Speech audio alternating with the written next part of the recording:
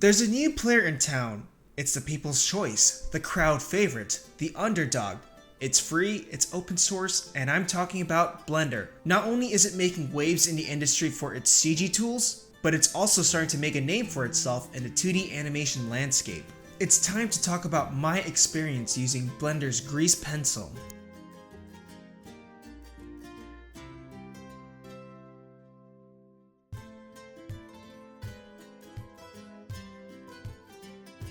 Hey guys, it's Toniko Pantoja, and today I'd like to talk about my experience using Grease Pencil, a drawing tool that is found in Blender. Now, I've gotten a lot of DMs and private messages about this.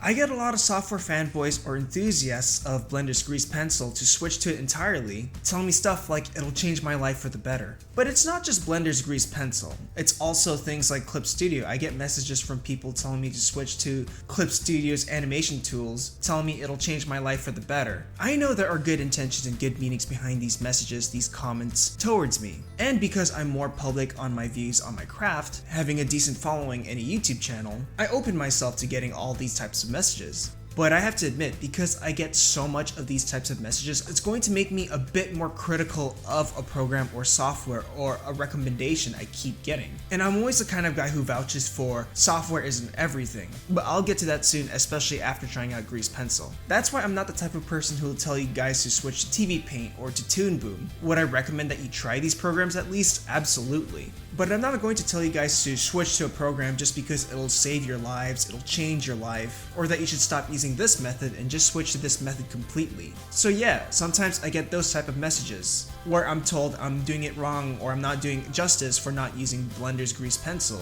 or any other tool of the matter. But nowadays we're hearing more and more about Blender, and Blender is an entirely different story.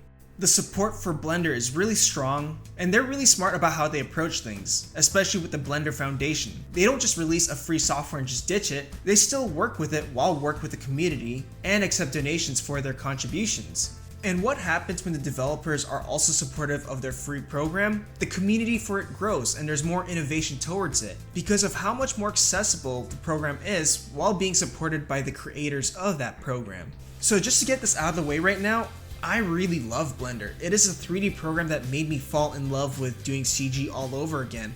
Last time I touched a CG program was, all the way back in like 2013 or 2014 with Autodesk Maya. And it didn't feel too different from when I used 3ds Max back in my middle school days, and even before that, Moray 3D.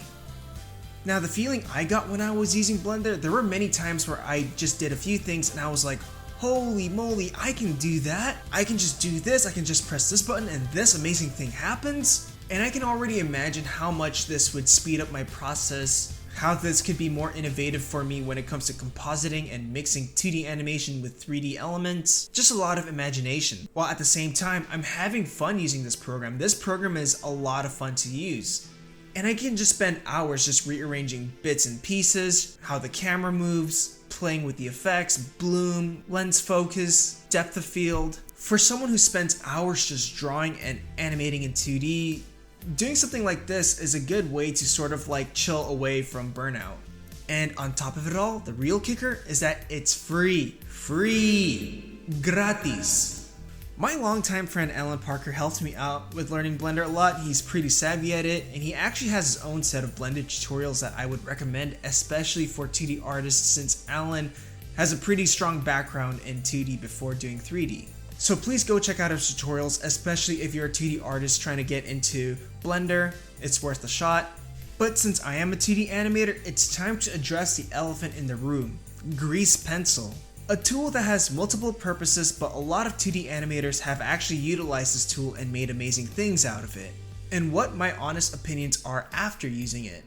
So for those who don't know, before I even got into drawing and 2D animation, I wanted to do 3D. And the first time I dabbled into 3D was back in elementary school with an outdated program called Moray 3D. And eventually I got myself a pirated copy of 3D Studio Max version 5 and 6. I really love that look in CG animation where it looks like it came from the SGI 90s to early 2000s days, because to me it was still really fascinating that you could still tell a computer produced that. So an example of that would be like the Myst video game series. And because the CG wasn't perfect, it was uncanny, it gave a lot more room to imagination, and it made the whole thing felt more otherworldly. And back when I was a teen, I always wanted to capture that look and feel, why I wanted to get into CG animation or 3D.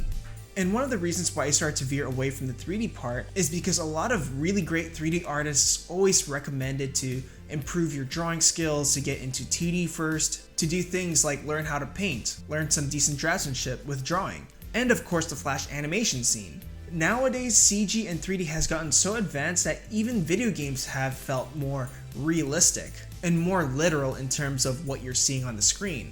Honestly, I have no problems against this, and I'm completely in for it. But the tech has gotten so good that it allows us to do more stylized things. It can make us do things in the past more quicker and more accessible. And using Blender again makes me love doing 3D all over again. It's a feeling that I've never really had, but because maybe the tech has gotten so good, there's real-time rendering, the engine for it got better, the modeling capabilities and tools for it has gotten more intuitive and more accessible and more user-friendly. I can see myself utilizing CG once again more and more. So again, Blender has been great for me.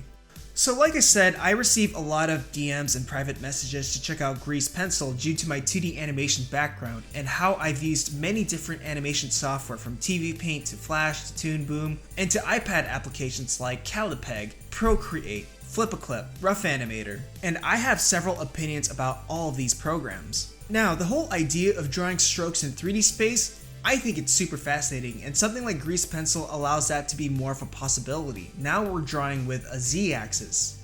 And we can also draw right on the spot with our 3D set. The only other drawing application in 3D space that I've personally tried was with the Oculus Rift using Quill.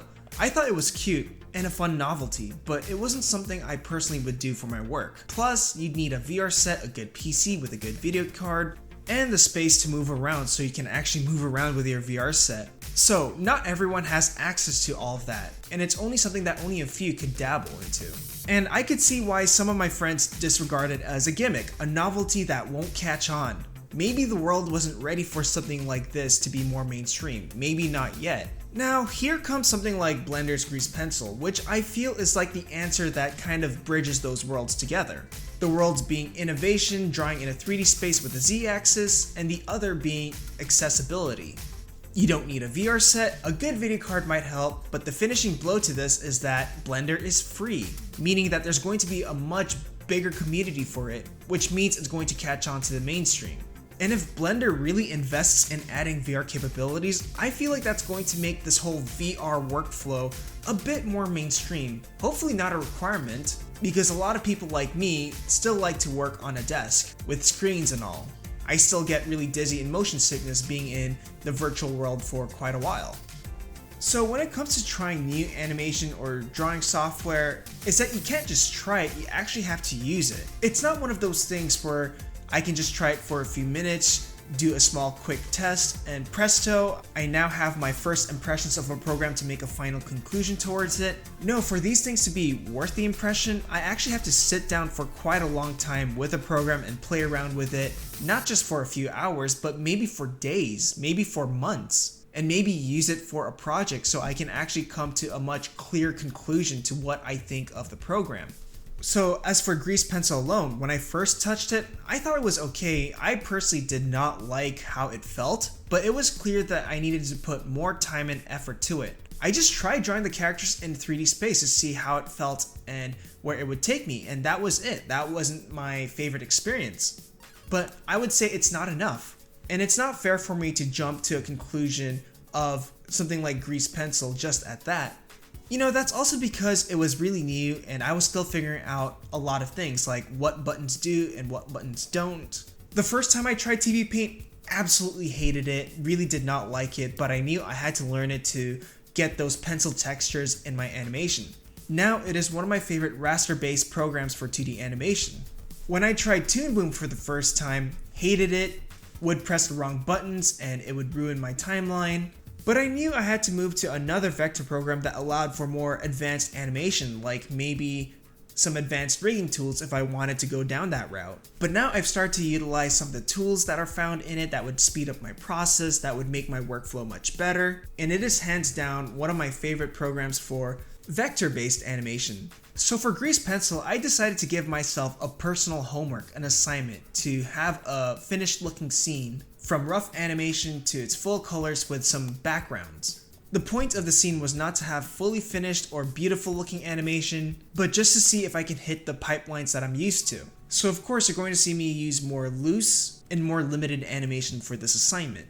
Now, before I talk about me using Grease Pencil, I want to recommend a few sources that helped me learn Blender and maybe a bit of Grease Pencil. So for learning Blender in general, there's that popular Blender Guru's Donut tutorial, and to me it's a pretty decent tutorial to see what the general tools can do and what they're capable of. It's not everything, but it kind of gives you an insight of what things do. My friend Allan has a YouTube channel dedicated for 2D artists getting into Blender and CG in general. He works mostly as a CG generalist in a lot of animated productions in the industry. And then there's Hubert's YouTube channel where he makes amazing Blender tests that look absolutely gorgeous and fantastic. And what I love about his channel is that he doesn't do step-by-step tutorials, but he mostly breaks down the philosophy of how he approaches these scenarios. And honestly, the tutorials I prefer are more about the philosophies while just showing a bit of the process and how to get to that and make that philosophy work. Now, as for Grease Pencil, Dedouze makes some amazing art and some easy to understand Grease Pencil tools. Plus, I think he's sort of the face of Grease Pencil for official Blender. Spitfire Storyboards also has some good basic general Grease Pencil tips, especially for animatic filmmaking, a bit of previs, and then after that, the most underrated channel which I would recommend for any 2D animator is Pepe's School, which is to me by far the best one that understands the 2D animator's workflow. When I was using Grease Pencil, there were just a lot of things that I was like, oh my god, if only they had this setting, if only they had this function, like other 2D animation programs have. This channel actually has answers for that, and also has some nifty ideas in compositing 2D artwork on top of your 2D Grease Pencil work and composite it in the Blender program. So for this little assignment, I was just going to do a Mega Man Legends fan animation that's only a few seconds long, and I was planning for it to just have limited animation. Maybe some frames were held for 6 frames, some in 4s, so not a lot of like fluid animation. The purpose of this test, again, was not to have fluid and detailed animation, but to see if I could just make a finished animation test with colors and a final render. Now, the first time I tried using Grease Pencil, before I just tried drawing in the 3D space with 3D backgrounds, but for me at the time that was a bit too much and too overwhelming, maybe a bit too complex for me at that moment. So what happens when I'm overwhelmed? I kind of just lay off from it. So I decided to start using the 2D animation template Blender had, where it already is set up in a flat shot with the Grease Pencil and strokes already prepared. It was just plain old Y and X axis, no depth rotation, just as I always do my 2D animation, simple and clean. And maybe I'm thinking I could just do all my 2D animation here using a very simple layout and then just import that 2D animation into a 3D scene. And that could slowly invite me more to doing more complex Grease Pencil elements. I started doing the rough animation and I learned that up and down on my keyboard is used to flip between my keys, and the default for trying on a new frame creates an entirely new drawing. So for example, if I just selected a different frame and started drawing on it, it would just delete that previous drawing and start a new one, which is useful, and you can always set it to have the previous drawing stick around, but it was just something that I discovered while I was doing some rough animation. Now, I thought about changing my keyboard shortcuts so it matches the other 2D animation programs I use, but those keys were reserved for other useful shortcuts that Blender utilizes. It's shortcuts that are useful for my 3D needs. And honestly, this is the problem I see with programs trying to do everything. It's hard to figure out the right keys without replacing the ones that you'll need for other tasks. And you'll definitely need some time for yourself to just set that up. So I'm just going to talk briefly about drawing. I decided to play it simple and just use a dark round brush with size sensitivity, no opacity pressure, just simple hard round brush with size pen pressure. The feeling of drawing is hard to describe, but all I can say is that for me, it's not ideal. A bit of it feels a bit clunky, and it almost reminds me of drawing in Adobe Flash or Animate, and you guys already know how I feel about drawing in that program. Although I would say it's a bit better. It's not as great as TVPAINT or Harmony's, and nowhere near as Clip Studio's top tier drawing tools. And for me, the drawing tools are hard to describe because it's like describing controls for a video game. It's hard to make a judgment call watching my video of it until you experience for yourself and come down to your own conclusions for it. Now, the really big advantage that Blender has is the sculpt tool, where I can just soft select parts of the drawing and just shift it around, distort it, and it makes the correctional process so much faster without having to erase and redraw everything manually, just like how I would do it in traditional animation. Now, switching to edit mode is a pain, especially if you just want to copy a part of a drawing and paste it in another frame. Most 2D animation programs have a quick, easy access lasso tool ready at hand as a shortcut. But with Blender, I noticed that I had to switch to edit mode, which means that I have to get out of draw mode, get into edit mode, select how I want to select it, whether it's vertices, whether it's strokes. And then if I want to draw again, I have to click the tab and hit back draw mode. So there's a lot of multiple steps, and I still haven't figured out a shortcut for that just yet. I'm sure there is, but I just haven't figured it out yet. Also, the layout can get pretty confusing at first because there's a lot of tool and color settings to select on the top, but there's another tab on the side where you can make the material and color settings for your tools. You can either select a basic color or you make a material out of it. So there's just a lot of different tools, and of course there's a tab tool on the left, a tab tool on the top, a tab tool on the right, and some do the same things and some are completely different settings. But how I'm approaching this test is I'm doing this part rough and then eventually I'll clean it up and color it. I'm also rushing through these stages so I can just get the feel of the pipeline and to see if I can utilize it more and what problems I'll run into. That's the point of me just trying new programs. Also, the great thing about stroke objects, or the object you make that allows you to do grease pencil drawings, is that there is a layering system. So you can have the rough animation underneath, the color matte, the actual colors, and then the final clean line. So normally how I would approach coloring or doing the color matte pass for this example is that I would select the negative space around my drawing, inverse select it so it's selecting all the things inside the line art.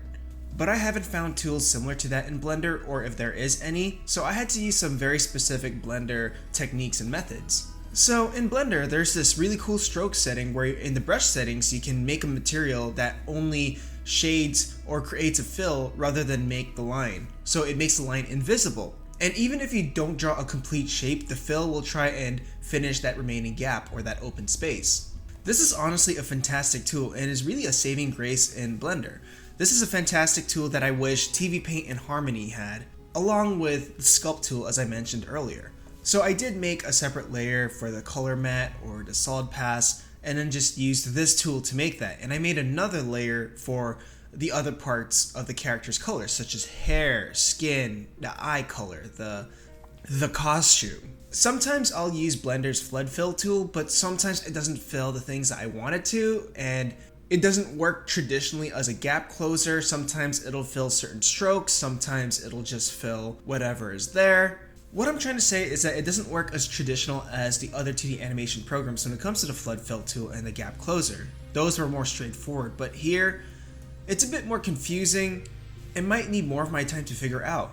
But for this case, I'll switch between the flood fill tool and then the tool that I mentioned earlier, which is that brush and material setting where I just draw the shape, it deletes the lines, but it creates a fill inside.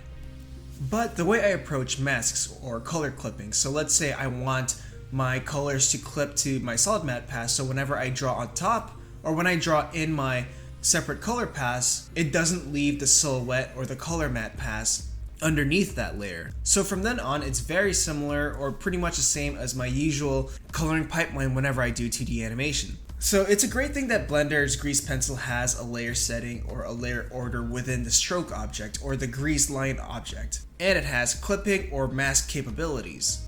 Alright, so here's my Mega Man animation. It's very limited. A lot of frames are held in 3s, a lot of frames are held in 4s. But now here comes the exciting part. I'm going to put this animated 2D character in a 3D environment. So I need to remind you, my 3D skills are very primitive, they're very basic, and I'm going to treat my objects just as that. Really basic primitives and shapes. I'm not yet too familiar with nodes and the shaders. I don't have a really in-depth knowledge on that. I only know the basics like adding colors, adding bump maps, adding things like emissions and refraction. Nothing complex, so if you saw my shaders or my material nodes, they're very straightforward and simple. I just grabbed textures online like a rock texture, a mountain texture, a marble texture, and just slapped it all over my scene. I put some subtle light, some under the pillar, some right in front of our character. And while I'm building the scene up, my imagination starts to soar. So I'm thinking about things like, how will this character react to depth of field with the camera settings? Or how will this character react to light with all the light points I'm putting all over my scene? Will it create cast shadows? If I made a glass material in front of the character, how will that character sort of like react to that glass object? Will they distort in front of the glass? Will there be reflections? So for example, if I put this grease drawing on top of the body of water that's maybe simulated, will it react to that? So I'm getting pretty giddy about this. Like, wow, Grease Pencil and Blender, they're so advanced and they're so far in the future. And this is where my hopes and dreams sort of die out a bit. And this is where I discover some of Grease Pencil's limitations. So what I found out while I was experimenting with this is that Grease Pencil doesn't emit any cast shadows, so it doesn't leave any shadows on any surface that it's standing, even if the light is on top of the character. Nor can the drawing go any darker. So if I put this grease pencil drawing in the darkest area of my scene, it will still show the same values and the same tint as I drew it in grease pencil. So if I wanted the character to emit from the shadows, I would have to do that manually. Like in After Effects, you can select your character or your grease object and then add effects like tint, blur, or rim lighting. And if I wanted the character to sort of emerge from the shadow, I'd have to animate that darkness value in the effects and then set an animated key to it so I can actually animate how dark it can go and how light it is at a certain time. Now, as for the refraction, I wanted the character to walk up to a crystal that had all these refraction and glass effects going on. And I wanted to see if the character would distort through the glass. But that didn't really happen. And what happened was that the character's art sort of like cut or disappeared every time the glass was there. So whenever you look through the glass, the character's art was missing. So it was kind of like masking out that grease object. So I went to play around with the refraction object and its settings. And you can set if it's alpha hashed or opaque. And I played around with this just a few times just to see how things would react in a 3D space. For me to be able to get the glass to see through so that the character is still there, I would have to select alpha hashed and it would still do this sort of dithering effect. So parts of it were blank and then parts of it had the character art. It was really weird. It was grainy and it wasn't ideal for the refraction test I wanted to do. I was really excited for that part.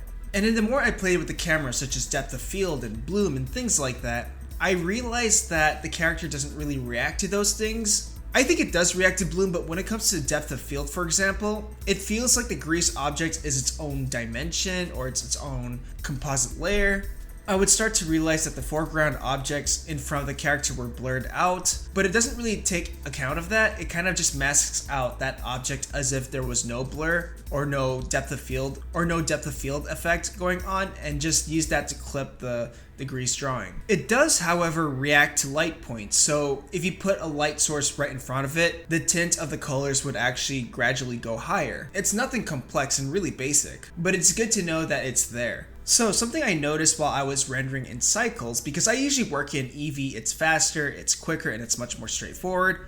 But what I noticed when I was rendering in Eevee is that it'll render the 3D elements first and then slap the grease drawing on top of the image. So it kind of relates back to what I think what Grease Pencil is doing. It's kind of like working in a different dimension or in a different composite plane than every other 3D object in the scene. So what I think it's doing in the rendering case is that it's treating the 3D objects in the Grease Pencil separately. Another thing that you might want to know, especially with Grease Pencil, is that it has its own shaders, its own sort of material settings. So if you wanted to add like a metallic texture on top of your Grease Pencil strokes, you can't really do that. It doesn't really have that. Like if I wanted to add bump mapping or displacement textures on the character Grease Pencil, there really isn't any option for that. However, despite its limitations, there are still ways to get around that, and the example that I gave earlier was to add effects manually through the object settings where you can add the blur, the rim lighting, adjusting the tint and value. But it does make me want to bring up a certain conversation that I've been playing around with for quite a while. So one thing I was really hoping to see was that fine marriage between 2D and 3D animation, something that I've been thinking about, something that I've been experimenting with my friend Allan Parker. So if I were to describe Grease Pencil's relationship with Blender, it feels more like a casual relationship or a fling rather than a full marriage. I want to see shaders being pushed, lighting effects being automated on the Grease Pencil, the Grease Pencil being affected by refraction, reflections, lens blur, and like I said, Grease Pencil sort of has its own set of rules that it abides to. Is it a problem? No, I don't think so. But let's say if you wanted to push that relationship further.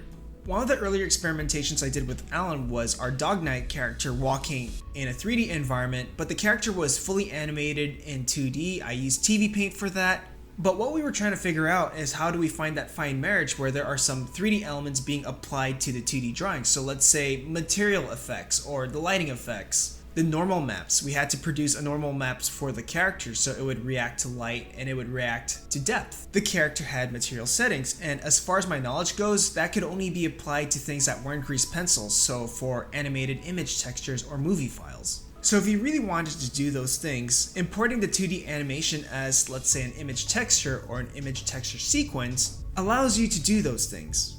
Besides its technical limitations and its weird feeling drawing tools, it doesn't have things like shift and trace, and if Grease Pencil wants to become a competitor in the 2D animation scene as well, they need to apply something like shift and trace in their Grease Pencil software. Now, I'm sure I'm going to get a lot of comments saying, but there are add-ons for that, there are plugins for that, then you'll be good to go. But you're missing the point. When I look at an application, I judge it by its vanilla form. It's like saying Photoshop is an excellent and advanced 2D animation program only if you download a bunch of different scripts and plugins and all this third-party tools. It's like saying this game is only playable until you download this mod that fixes all the glitches and patches. Well, it's good to know that there is a community that does support that stuff, especially for Grease Pencil, and there are add-ons for it. I think it would be nice to make that a default immediately with Grease Pencil. The only other thing I would bring up is the timeline. I don't know if I can find the right words to describe it, but when it comes to 2D animation, it's easy to follow the timeline. Some programs tell you how long each drawing is held for. There are little squares to easily flip between, and it was just easier to understand. With 3D timelines, it's a bit more loose, it's a bit more open-ended. So for example, if you were animating a drawing, you'd notice that there might be a key in between a frame hold. And when you flip back and forth, there's no drawing difference and there's really nothing happening. But if you look closer, you'll notice that you might have accidentally set a keyframe for the rotation or the transformation of the 3D object itself. So there's like a keyframe setting for every different department, which may actually take some time to get used to, especially if you're used to more traditional timelines in 2D animation programs. So here are my final thoughts. Should you replace all your current 2D animation programs and just fully replace it with Blender? Because you can basically make a whole film from start to finish using Blender alone. And all I can say is that it really depends. So I'm going to talk about my point of perspective. I personally would not, because for 2D animation alone, I'm much faster and more comfortable with the ones I use right now. TVPAINT feels natural for me for raster-based animation, where ToonBoom feels great for me for vector-based animation, and eventually puppeting and rigging in Harmony. And then what I could do is just import them into Blender and composite all my 2D animation done in a different program, and then just put it all together, backgrounds, lighting effects, and all that in Blender instead of After Effects, for example. And like I said, you'd have more control over the shaders, the lighting, the texture, and all those effects. So if you wanted to add some glass objects right in front of your 2D animated character, you can totally do that with an animated image texture for your animation. But let's not talk just about me, and let's think about the other perspective of people out there.